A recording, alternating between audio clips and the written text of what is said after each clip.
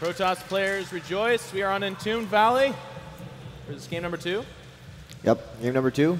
It is loser's pick, so TT1 obviously going with Entombed Valley. I guess they don't have map vetoes in WCS? I don't know, man. I don't know. That's actually, I mean, one of the things Sase talked about is across the board, different WCSs have different rules. Mm-hmm. It's a whole new world. So let's do some player introductions. Top left-hand side, the yellow Protoss Roots TT1.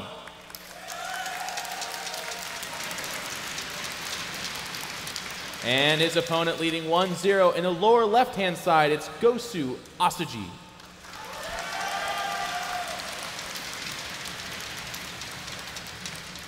And Ostojiy with that last game continuing almost a pretty easy run through this WCS, short of Scarlet. She is, as we said, the only one who's taken games off him, and that was a 1-2 series. And also, as we said, he's been known as a really good player for a long time who struggles with nerve issues, who hasn't performed as well as he can at live events. And sometimes this kind of thing, not only is it good exposure for lesser-known players, but it's a great way to build up your confidence. Absolutely. Because you are playing against players who you absolutely know you can beat. These are the people he plays on ladder all day and the people he beats on ladder all day. Well, I mean, I think that's one of the nicer things about WCS as well, is for a lot of these players, they haven't traveled as far. I believe TT1 is from Quebec, if I'm not mistaken. He's French-Canadian, yeah. There we go. And, oh, there's one. Yeah, I heard you over there. Oh, there's a few there's of like them. 4 of you. I have no joke to follow that up with, so just thank you for, appreciate that. And then Ostojiy is from where? Toronto. Toronto? Yeah. So this is home for him. Well, he's eating like home-cooked meals right now and that kind of stuff. It's ridiculous. Oh, and the probe gets trapped, and it dies. Lots of mining time lost, so Ostojiy with a little misclick there. Uh-oh. One of the drones had a moment there to think about what just happened, too. Just kind of paused. He just murdered someone. He was I've never killed someone before. If you think about it, that's actually a weird place for a drone to be. They're going to have to go turn him into a hatchery, otherwise he's going to kill all the other drones. Yeah. And he has Once a drone has a taste for blood, it like... Anyone ever watched Arrested Development? Anybody? Wow. Freaking love Canada. You guys are awesome. We actually have 6 Zerglings coming from Ostojiy, and he skipped an overload for it, so this is like we see he has to do a double extractor trick to get his queen out. But 6 Zerglings on the way. There's TT1. Oh, he's sending out another probe. He will see this, but no, he's sneaking the probe around. He might just caught off guard by the 6 lings, and this is the problem with TT1. He is just so greedy and abusive early on, but if he doesn't know exactly what's going on. Greg, this is our last main stage match. I'm going to be so pissed off if these No, things the probe scouted it. He should be pulling All another right. probe soon. Sweet. Or he might he does finish the wall, and the cannon will finish. And TT1 holds. We're guaranteed like another 5 minutes of casting at least. Awesome. Third base does go down for the Zerg player, and that's pretty standard stuff on Entombed Valley. One of the interesting kind of storylines for this map for me is it's not a... if you get the ladder positions, lower left, lower right, it's a ridiculous Protoss map against Zerg. But outside of that, it's not terrible. But you will still see players do like 2 base all-ins. We saw carriers in the GSL months ago. I feel like some Protoss... To be fair, that was carriers to counter 40 infestors. Yeah. That's true. Well... Odd situation. Did the infestors counter the carriers, or the carriers counter the infestors? Well, the carriers won, so I don't know. Yeah, that's what I'm asking you. Threw you right under that bus. I mean, I guess the main point I'm trying to make here is I feel like Protoss players should be pretty happy with the very safe third. And MC talks a lot about how he thinks one of the best ways to win a PvZ is to just make a 3-base army and crack that Zerg before Broodlord. So it's a little bit interesting when you see Protoss break away from that mindset, because they're either looking to capitalize on the fact that the Zerg's kind of antsy about that, or they just think that, maybe that's the better way to win. Well, I think the biggest thing is just a psychological aspect of tournament play. You have to keep your opponent off guard. You have to play to that fear of 2-base all-ins. But yeah, if you look at MC's play, it's almost... It has moved away from 2-base all-ins. That used to be pretty much all he did. All he does now is 3-base Stalker Colossus, and it's pretty effective, except when he's playing Stefano. Well, that's the story for like most Protoss. In fact, that's true. That's true of pretty much any style against Stefano. Really, really excited for that Rhett versus MC match. It's going to be coming down later. I cannot wait. Zergs and Protoss are in for a treat, because then after that's obviously Stefano going up against Alicia. And Alicia's pretty much his 2nd straight major foreign tournament finals. Came out of nowhere for MLG Anaheim, and then doing it again here. And you were kind of, well, we almost broke into like a weird NASL analysis thing here. We got to talk about WCS. Well, we're on their stage, so we can talk about it a little bit. TT1's going to go ahead and work away at those rocks. The Zealot and the Sentry 4 forming a friendship that could be, you know, akin to like a little puppy and a boy, and their story of how they're trying to take on a mountain. Zerg player is just now taking both his gases at about 59 supply, going for the third gas as well. This is not a great roach bust map. It's really easy to defend between the two ramps. Usually there's SimCity down, but more importantly, the space between the two allows for sentries to just get those force fields up in time. So a lot of Zergs actually look at this map as a 4-base Broodlord map. Like some Zergs actually even do it off of 3 bases. Yeah, we saw that a couple of times in Home Story Cup. Nurtio trying that. Golden actually does that on a lot of maps. Not to great effect. In fact, those were like the only games Nurtio lost where he actually tried. This is going to be a Baneling bust, Greg. Sorry to cut you off. Could it be? Yeah, it's just going to be a Baneling bust. Is the Baneling down almost guarantee it.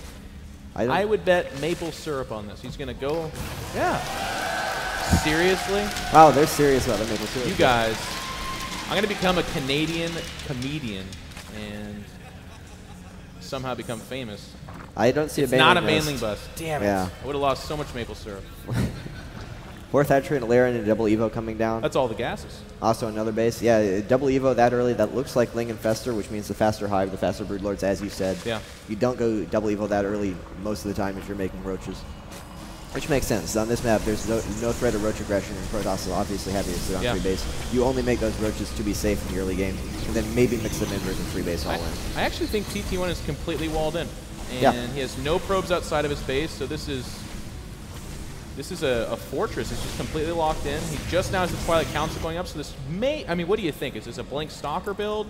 Well, the Twilight Council and the Robe, I guess it doesn't actually have to be that, except that the Forge is not really doing anything at all, so maybe that's just for +2 weapons upgrade. It's going to be a sit and make a big army and then go try and kill him. That's exactly what TT1 loves to do. He loves to get up the most economy possibly can early on, whether starting out through build orders or with ridiculously fast third bases, and then he's gonna build up Immortals and Colossus and get a bunch of gateways and go for the kill before Hive Tech comes out. That is his bread and butter. That's what he absolutely loves to do. And I'll tell you, one of the things I'm really interested in is always the information that a Zerg gathers, because they have to be so nervous about that very idea.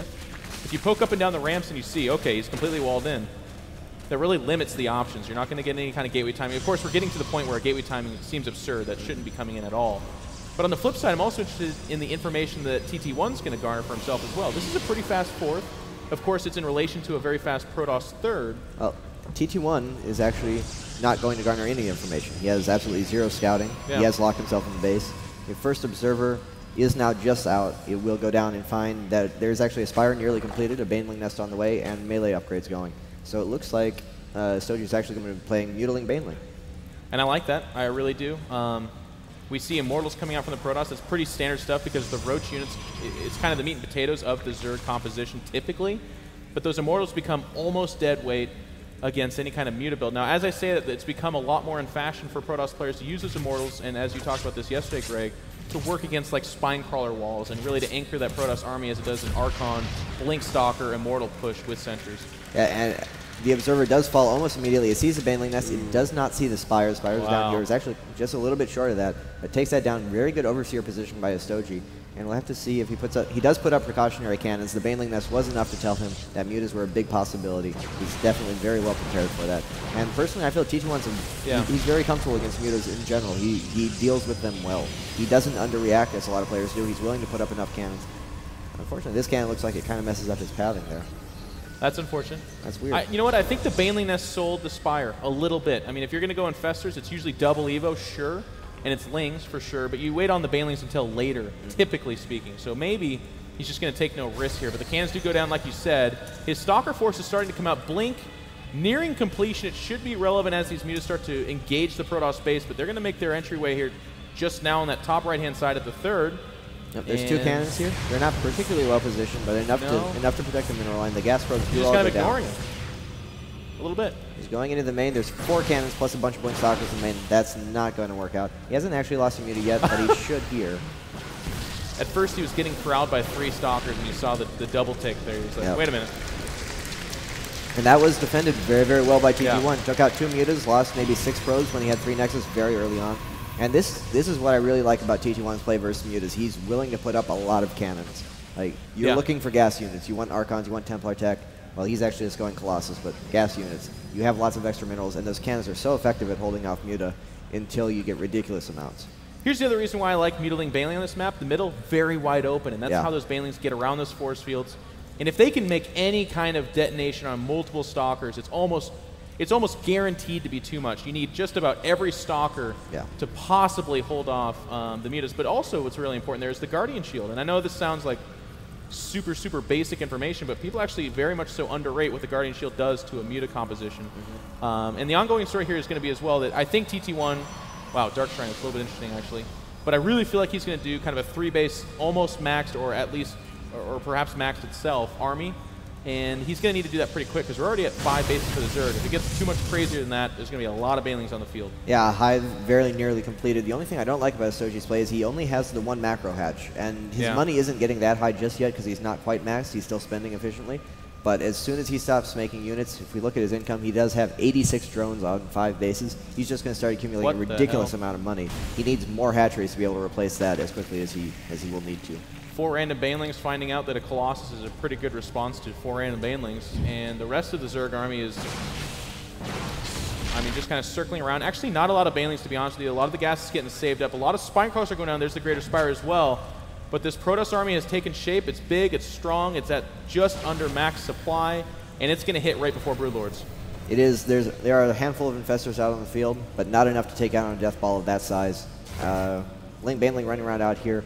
No Observer with his army, so the creep is actually just untouched completely. Oh, a couple of Infestors out, and they blink. Oh, Blink snipes one of them. One fungal, almost useless. He's got to be careful. Here we go. There's a big push. Muta's shoving forward, but there's no Ling or Baneling support. Where's the support? Mutas aren't that good. Ostojiy, what's going on here? Spinecrawlers, of course, trying to do what they can, but they're mostly spread out. Not a lot of Infestors. And all of a sudden, TT1 is marching forward, and it looks like Ostojiy was counting on the Protoss not making an army and just the offensive blink into the Spinecrawlers. I don't know. Away from the Banelings. 2 Banelings, very, very odd Banelings, but it doesn't matter. There's just way too much stuff from TT1. He's rolling him over right now. There's nothing Ostojiy can really do about this. Here come the Overlords. Gentlemen, actually, prepare to be seen. Zerglings are doing quite a bit of damage. Those Spinecrawlers helping out a lot. The Warp Prism has fallen to the Corruptor, so he can't reinforce nearly as quickly. 28 Zerglings in production, along with 4 Infestors and 3 Broodlords. 3 Broodlords. Ostojiy might be able to just whittle down this force, and it is only 3 bases without Templar tech. He has DTs, but he doesn't have access to Storm or High Templars. So if Ostojiy holds here, he will be in a good position, but it's just a matter of how much damage he actually takes. I really like your optimism. There's the Broodlords. They're being found. This is an awkward time. Normally they'd pop out and be beautiful butterflies, but right now they're just ugly. He actually blinked away from the cocoons. If he had shot those down, I would have liked that. And I think you're right. I think this army will get whittled down. Critical damage is done. Oh. And TT1 just gives up. GG.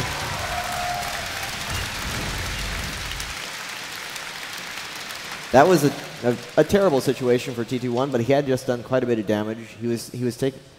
Actually, it is 5 base with Broodlords and Infestors and good upgrades. That was pretty much over, as odd as it looks. Losing that army. I want to make a joke about it. I know. But. Yeah. I mean, I think one of the things we can talk about, and this is actually a really interesting thing to talk about, if you look at that mini-map, nope. It's completely covered in purple. There's no observer with the army at all. So when you lose the Warp Prism, normally you'd bring a probe to drop a pylon or 2 with your army or somewhere in the vicinity. He actually has no such thing, and he simply can't because it's completely coated in creep. So once he lost the Warp Prism, he was actually warping in at his proposed 4th base. He was going to take a base there with the pylon, and they had to go all the way across the map. So I think TT1 looked at that. He saw his spike money and said, Broodlords are out. I've lost the main thrust of my army. I don't have the gas to afford anything else.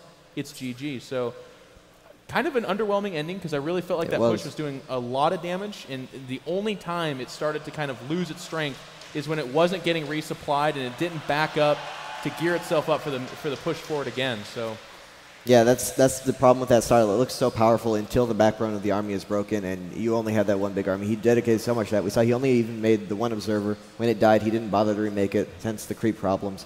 And, you know, you play that way, it's really, really risky. His opponent made a lot of control mistakes, but he was able to resupply just enough to break the army, and that was it. That was the end of it. Well, that does mean that TT1 is eliminated, if I'm not mistaken, in 4th place. Yep. So he does win for himself some money, and he's, of course, seeded to go into the Continental Finals, which is a big accomplishment in and of itself. Canada will be well represented there. Some great players, including Huck, by the way, a lot of people's fan favorite. Really excited about that. I think you guys should be proud of who you're sending. It's going to be a good team. But there's still some more exciting matches to go on. I think Ostojiy is looking to play either Dodoro or Scarlet. Yep. He'll go on to play the loser of that match in the loser bracket finals, and then the winner of that will go on to play the winner of the winner bracket finals for the grand finals and $6,000. So pretty amazing storylines, guys. TT1, one of the best Protosses in all of North America. And Dodoro, kind of the underdog, whereas Scarlet's been absolutely dominant. One of the biggest stories in StarCraft, guys. If you haven't heard about her or seen her play, get out from the rock you've been living under, because she is doing an amazing, amazing stuff here. So we're going to be watching. We'll be around all weekend long. You guys have been awesome. We've told a lot of bad jokes. Some at the and you even laughed at some of them. It was awesome. Really, really appreciate all the support. Canada, you guys are doing something really special here. I think you guys deserve and have earned more events in Canada. I really think you guys should get that. So hopefully people are listening and that happens again. But again, from In Control and Idra, thank you guys, and we'll see you around. Thank you very much. Thank you.